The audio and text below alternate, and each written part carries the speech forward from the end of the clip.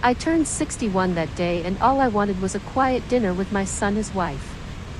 And a few friends, nothing grand, just good food, warm company, and maybe a toast to another year of keeping myself together without falling apart. Instead, I ended the night in complete silence, staring across a candle-lit table as my only child publicly claimed something that had never been his. To take the night started normal enough. The restaurant was one of those trendy new places. Ashley picked exposed brick hanging Edison light servers who called you boss. I had barely sat down before she handed me a gift bag with tissue paper fluffed like a peacock. Inside was a printed baby onesie that said, "Best grandma ever. We thought it was time," she said, all wide eyes and manicured sweetness, to start planning the nursery.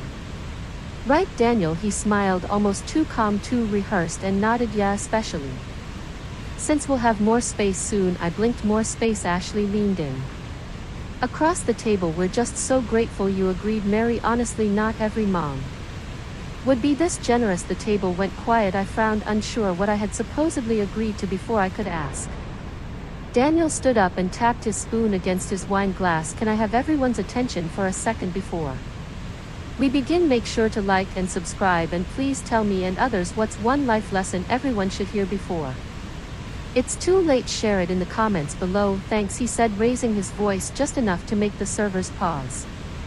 Tonight's not just about celebrating my incredible mom's birthday, it's also about a big change for our family. Ashley took out her phone, recording. We're moving into mom's apartment. Daniel beamed. It just makes sense. She doesn't need all that space anymore, and we're starting a family. It's such a gift, honestly, so generous. Let's raise a glass to the woman who made it happen. Glasses clinked. I didn't move. My fork hung in midair, limp in my hand. He looked at me, smiling. Too hard, right, Mom? The pressure in the room snapped into place like a trap springing shut. Ashley had the camera on me. Everyone stared, waiting for my reaction. I nodded, not because I agreed, but because I panicked. My brain froze. I felt like I'd been pushed onto a stage in the middle of a performance I'd never auditioned for. I forced a smile, took a sip of wine, and waited for the room to move on. It didn't. Not really. The conversation shifted, but I sat there as the blood drained from my face, the meal turning to cardboard in my mouth. Ashley launched into how she'd redecorate the apartment: paint swatches, crib placements, taking down the old lady curtains. She laughed and said, "Of course, we'll let you visit. You can still keep your plants on the balcony if you want." Daniel added, "We'll give you plenty of time to move, no pressure." They hadn't even asked me, they decided. Declared. Announced to my friends that my home, the place I'd shared with my late husband for 30 years, the home I'd cried and slept in, repaired by hand after a pipe burst, was now their starter nursery. I excused myself halfway through dessert. Daniel gave me a look like I was being dramatic, but I just told them I wasn't feeling well. Ashley offered to call a ride share. I declined. I walked 3 blocks in heels I hadn't worn in years until my toes blistered and my chest burned, but it was the only way to get my thoughts to stop screaming. By the time I got home, my apartment felt different. Not safe, not mine. I locked the door, checked it again, and then again. Their voices echoed in my head. Ashley laughing about my curtains, Daniel saying I didn't need the space. My husband's photos lined the bookshelf, and suddenly they looked like warnings, not memories. I sat at the kitchen table with my hands flat against the surface, and I couldn't move for almost an hour. When I finally did, I opened a drawer I hadn't touched in months. My husband's old file folders, legal documents, wills, emergency contacts. The last time I looked through them was right after his funeral. I found something there I'd forgotten the power of. Attorney form from 2 years ago, signed during a hospital stay when I had pneumonia. Daniel's name was on it. My stomach turned. I texted my lawyer at midnight and asked if it was still valid. The reply came in the morning: "If you didn't revoke it, yes, we need to talk." That's when it hit me. Daniel wasn't guessing, he wasn't asking, he was executing a plan. I didn't sleep that night, not even for a second. I kept seeing Daniel's face as he clinked that glass and made the announcement. The way he looked at me, not with love, not with hesitation, but with expectation.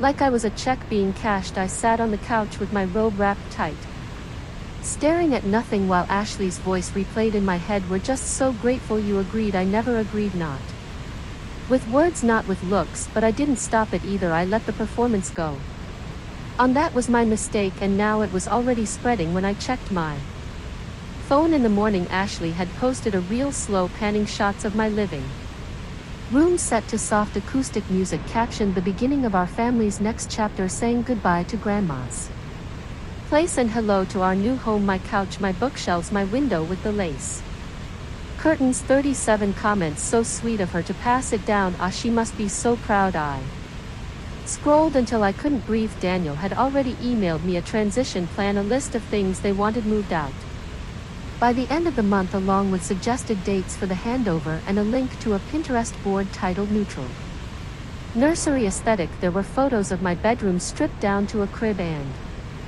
rocking chair. I hadn't even responded to the dinner yet. I hadn't said yes, but they had. I called my lawyer before 9 a.m. Her tone was sharp the moment I mentioned Daniel's name on the old power of attorney. You need to come in today. I dressed like I was going to war. Pressed slacks, collared shirt, shoes that made noise on hardwood. I brought every folder, every deed, every old paper I could find.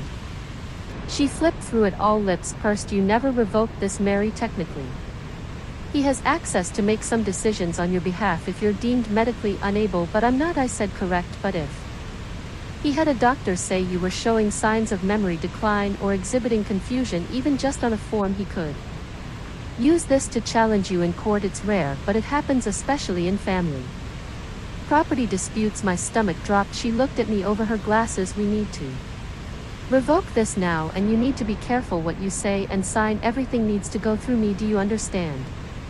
I nodded. I didn't trust my voice when I got home that afternoon. My key didn't work on the front gate for 2 full minutes. I jiggled, twisted, panicked until I realized the gate lock had simply been stiff with the cold. I felt like an idiot. But I also wondered for one terrifying second if they'd changed the locks that night. I didn't cook, I didn't clean. I sat at my kitchen table and wrote out a list. Everything I'd paid for in Daniel's adult life, his college tuition I'd helped cover when he lost his scholarship, his wedding where I paid for the flowers and half the catering, the emergency loan for their IVF treatments 2 years ago that never happened. They weren't even trying, they just said the word baby and knew I'd melt. And now this. I walked into my bedroom and opened the closet. There were old photo albums on the top shelf. I pulled one down and flipped through the pages. Daniel in his little league uniform, Ashley at the engagement party smiling with perfect teeth, me and my husband holding champagne flutes in this very apartment. I closed the book, then I pulled out my phone. I texted Daniel one sentence: we need to talk, and not through announcements or Pinterest boards. No reply for 4 hours. When it finally came, it was a single thumbs up emoji. That's when I knew I wasn't his mother anymore. I was his obstacle, a locked door, a name on a deed, something he needed to move out of the way, and he wasn't going to ask again. 3 days after the dinner, a manila envelope slid under my apartment door while I was in the shower. No knock, no doorbell, just the soft scrape of paper against tile. I didn't even notice it until I stepped out and nearly slipped on it with wet feet. I opened it right there in my towel, heart already racing before I unfolded the pages. It was a document titled Preliminary Transfer Agreement, Residential Property. There was a line for my name already filled in, another line for Daniel, and another for Ashley. The only one blank was the signature. Mine attached was a cover note written in Daniel's voice, but clearly typed by someone else. No rush, just need this signed before Friday to move forward with bank approvals. Thanks again, Mom. Bank approvals. That meant they weren't just planning, they were already using my home as leverage. I sat down on the edge of the tub, paper dripping from my hand. I texted my lawyer again, and she called me within minutes. I sent her a photo of the document. Her voice dropped into something calm but firm. He's moving forward under the assumption this is already his. If you sign that, it's over. Don't even leave it on the counter unattended. Shredded. I said he mailed it. She said, then that means he's creating a paper trail that makes it look like you're participating voluntarily. Don't respond, do not engage in writing. That evening I pulled out the filing cabinet again, determined to understand every scrap of paper tied to my name. That's when I found it, a health directive. packet from 2 years ago during my hospital stay when I'd had the chest infection. I had signed a few forms under stress, mostly boilerplate stuff, but buried in the packet was a limited authority designation naming Daniel as my proxy for financial decisions during incapacity. I remembered it now. He'd brought it to me while I was hooked up to N4, saying, "Just sign these so I can help with the insurance stuff." I hadn't even read them, just scribbled my name to get him off my back. My lawyer confirmed it later that night. If they found one doctor willing to claim I was forgetful or confused, they could try to challenge my ability to manage my own assets. It wouldn't be easy, but it would be enough to freeze me up in court. And if I had accidentally agreed to something over email or text without realizing the implications, they could spin that as consent. I went completely still. I replayed the birthday dinner, the way Ashley smiled while filming me, the way Daniel kept using past tense language. Mom agreed she's letting us. She said we could. It wasn't sloppy, it was practice rehearsed. He was narrating a version of the truth that they'd been building behind my back, and I had let them. I spent the next morning freezing my credit, securing my bank accounts, and revoking every form of power Daniel had ever held. I removed him from my emergency contacts. I changed the password to my financial apps. I started keeping every interaction in writing and screenshotting everything. I didn't reply to his texts anymore, but I saved everyone. That evening I called the building manager and asked who had accessed the security gate the night before. He hesitated, then said, "Daniel used your spare key. He said he was checking on you." I hadn't asked him to. I hadn't been hurt. I hadn't even known he still had a spare. I asked if the lock could be changed. He said yes, but it would take a formal request, so I filed one. That night I moved all my important documents into a metal lockbox and put it under my bed. I stopped drinking wine with dinner. I stopped taking sleep aids. I needed my mind sharp. I started journaling every single interaction I had with Daniel and Ashley in case I ever needed to prove my mental clarity. I even made a fake grocery list one night and added it to the journal to timestamp my handwriting. I wasn't being paranoid, I was being hunted. They weren't just hoping I'd hand over my home, they were building a case to take it without asking. The doorbell rang 2 days later, and when I looked through the peephole, Ashley stood there smiling like nothing had happened, holding a white gift bag and a cup of iced coffee with my name misspelled on it in marker. I opened the door halfway, not enough to invite her in. "Just thought I'd stop by," she said, voice sugar sweet. "Wanted to check on you, and I brought your favorite hazelnut cream extra ice." She tried to hand me the drink, but I didn't move. "You didn't text first," she laughed lightly, brushing it off. I figured it would be nice to pop in. "You've been quiet." I let her stand there, hoping silence might make her leave, but instead she pushed the gift bag toward me. "It's vitamins," she said, eyes wide like a child about to share a secret. "Prenatals were hoping, but you already knew that." I blinked. "You're pregnant." She placed a hand on her stomach dramatically, like she was already showing just a couple weeks. We weren't going to say anything, but after the dinner she looked down, pretending to get emotional. "It meant so much that you gave us your place. We feel like it's a sign." She wasn't pregnant. I knew at the moment she said it. Her eyes were too alert, too eager, and later when she finally came in after I stepped aside for a second, she put her purse down and went straight to the kitchen, opened the fridge, pulled out a sparkling water and drank it without checking the label. No one worried about caffeine or carbonation, that casually if they were newly pregnant and anxious, but I didn't say anything. I just watched. She started walking through the apartment like it already belonged to her, talking about where the crib would go, how she'd repaint the walls, how she might knock out the narrow hall closet to open the space. I stood in the corner of the living room, frozen, listening to her redesign my home like she was flipping it for resale. "This bookshelf," she said, running her fingers along the top, "we can donate it, right? It's a little outdated. My husband built that bookshelf with his own hands 31 years ago." I didn't respond. She went on opening drawers, peeking into the laundry room, commenting on what furniture was worth keeping. I followed her silently into the hallway. "We should probably convert this room into a nursery sooner than later," she said, gesturing toward my sewing room. "You know, before you get tired of climbing stairs, babies need a calm environment, not clutter." That was when something in me finally snapped, but I still didn't yell. I just asked, "Ashley, when did your Doctor confirmed the pregnancy?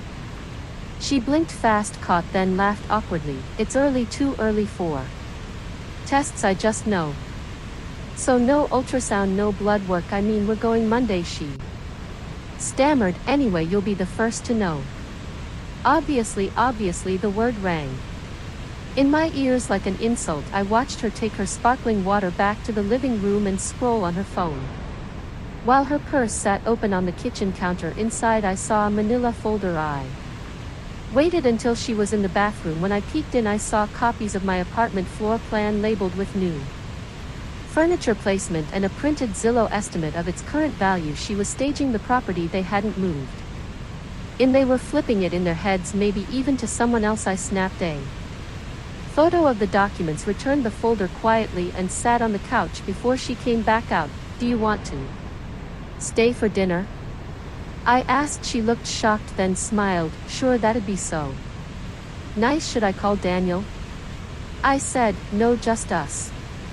I served her frozen pasta and stale wine, let her get comfortable, then I watched her leave around 8, still smiling, still talking about color palettes and baby names, completely unaware I had seen what was in her bag. I locked the door after her and pushed my heavy sewing machine in front of it. I wasn't scared, I was focused. I opened my phone, scrolled through my screenshots, and started a new folder called Proof. This wasn't family, this was fraud, and now I had evidence. The next morning I woke up before sunrise and started packing, not with boxes but with information. I called my old friend Iris, a retired real estate agent who now lived 3 towns over and mostly spent her days tending roses and ignoring her ex-husband's texts. Iris didn't ask why I was calling at 6:11 a.m., just said, talk to me.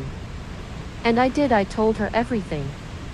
Every step, from the birthday dinner to Ashley's fake pregnancy, the documents in the purse, the forged narrative. They were spreading like a family fairy tale. Iris listened without interrupting, then said, you need to get out before they realize you've caught on.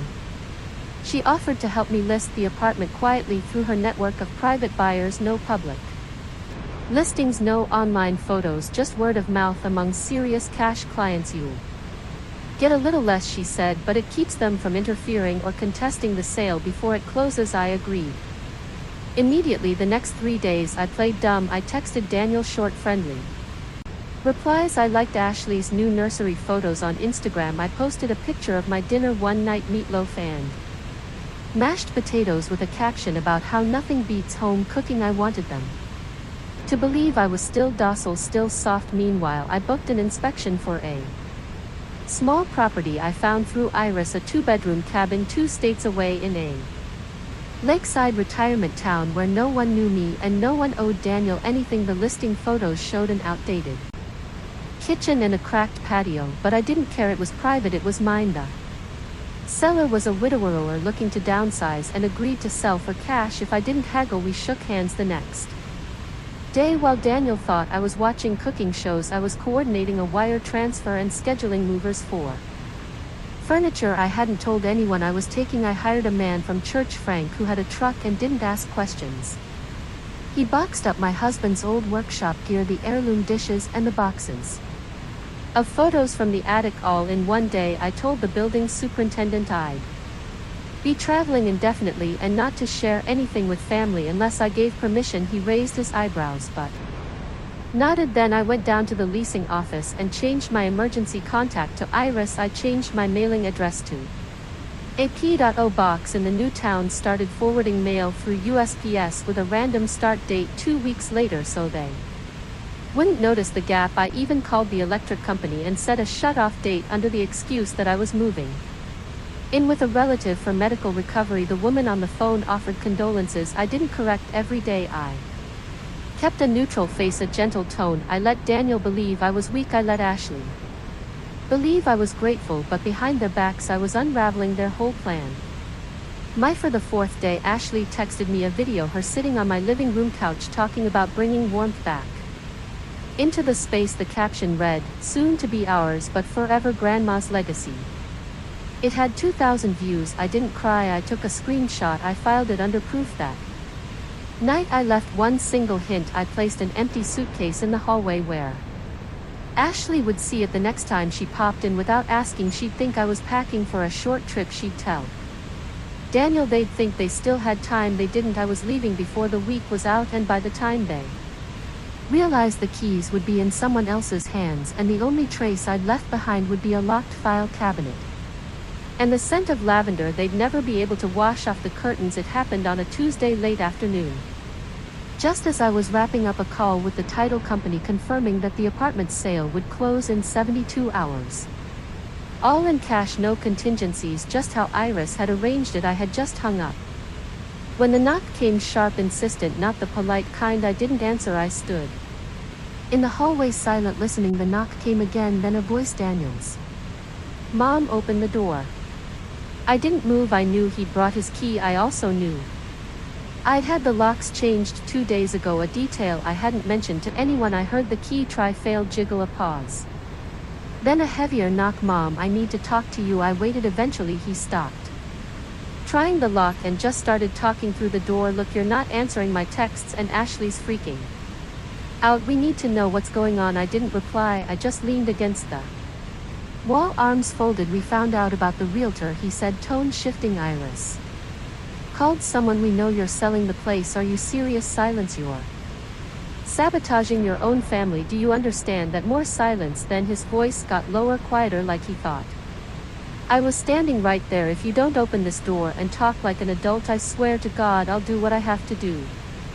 Legally. He left after that, but he left something behind, an envelope shoved through the door frame, almost exactly like the one I'd gotten before. Inside was a formal notice, typed and printed, a request for transitional occupancy review, signed by a legal assistant from a firm I didn't recognize, with a highlighted section that said pending potential medical guardianship claim. I took the paper, placed it on the table, and called my lawyer. She answered before the second ring. I read the sentence aloud. She sighed. They're escalating.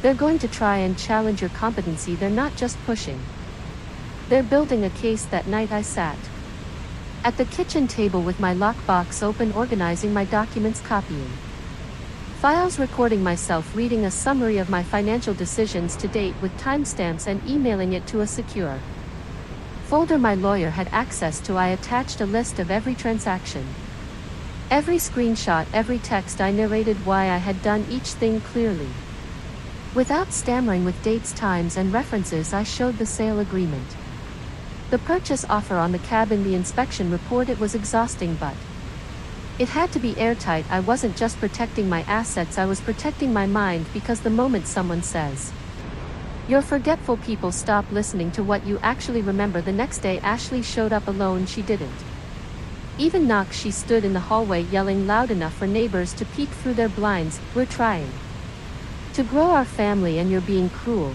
she screamed. You said we'd have a home, you said we were welcome. She pulled out her phone and I saw the little red light blinking. She was filming. I opened the door just enough to be seen, but not enough to be heard clearly, and I said only one word: leave.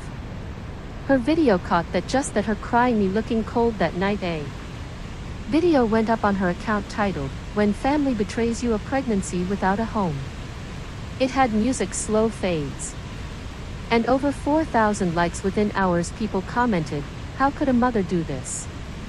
Disgusting behavior from a boomer hoarder. She doesn't deserve grandkids." I screenshotted everything, saved every post, sent it all to my lawyer. The next day Daniel texted me a single sentence: "If you want to avoid court, sign the attached and we'll forget all of this." It was a PDF, a transfer of deed agreement.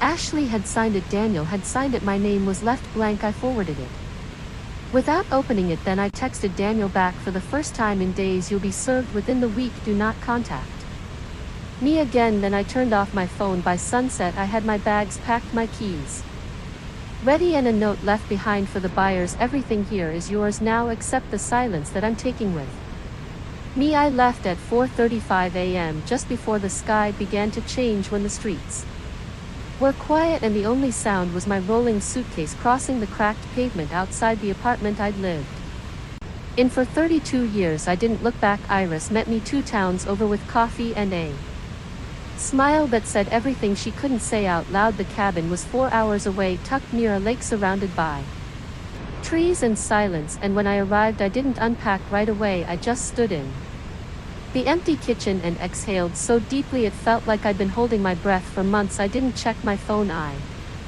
knew what would be waiting, and I was right when I finally turned it on. 3 days later there were 37 missed calls, 19 voicemails, and more than 60 texts, mostly from Daniel, a few from Ashley, and several from numbers I didn't recognize, but it was the group texts that made my stomach twist. Cousins, family, friends, even my own sister had been pulled in. Screenshots. Ashley had sent them the video of me kicking her out. Daniel had written a long message about how I'd abandoned them right when their baby was coming, how I'd flipped their home out from under them and ran away like a coward. The baby lie was still going, but worse, people were believing it. I didn't reply to a single message, but I read them all, and the disappointment hit like cold water. People who I'd hosted for holidays, helped with bills, called when their parents died, now saying things like, "I hope you come to your senses," or "Family should stick together." It was clear Daniel wasn't just rewriting our story, he was casting himself as the victim. But then something unexpected happened. My niece Melissa, the one who never liked Ashley, texted me privately, "Aunt Mary, the first, don't buy any of this, you okay?" I replied, "Yes, safe and done." She sent back a heart emoji and said, "Call me if you ever need backup." I didn't cry, but I felt it, the quiet loyalty.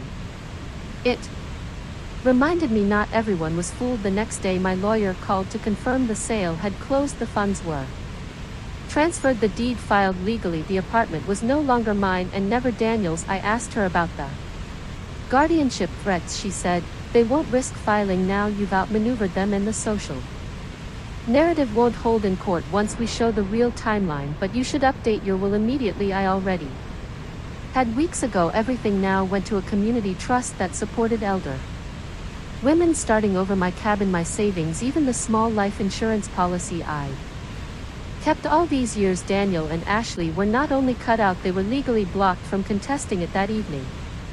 I emailed the final copy to my lawyer, then poured myself a glass of water and sat on the front porch of the cabin, watching the sun disappear behind the trees. It was quiet, not lonely, just clean, wide open quiet. My phone buzzed one last time before I turned it off for the night. It was Daniel. No greeting, no apology, just, "If Dad could see you now, he'd be disgusted." I didn't reply. I didn't need to. I knew exactly what his father would say. If he were alive, he'd say, "She should have done it sooner." It started with a package, no return address, no note, just a slim white box left outside the cabin's front door, wrapped in tissue paper and ribbon like some kind of peace offering. Inside was a framed sonogram photo and a card that said, "Can we start over?"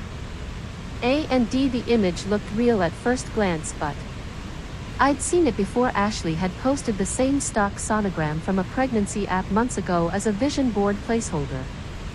They had printed a fake, mailed it, framed it. I set it on the counter without touching it again. 2 days later came the email, subject line, "Dinner," message body, "Will be in your area this weekend, let's just talk, no pressure, just family." I didn't respond. On Saturday night, headlights appeared on the gravel road around 6:40 p.m., just as the sun was dipping behind the tree, and I watched from the kitchen window as a silver SUV parked at the base of the path. They got out, dressed too nicely for a surprise visit. Ashley in heels, Daniel in his old blazer holding a bottle of wine. I didn't open the door. I let them knock first.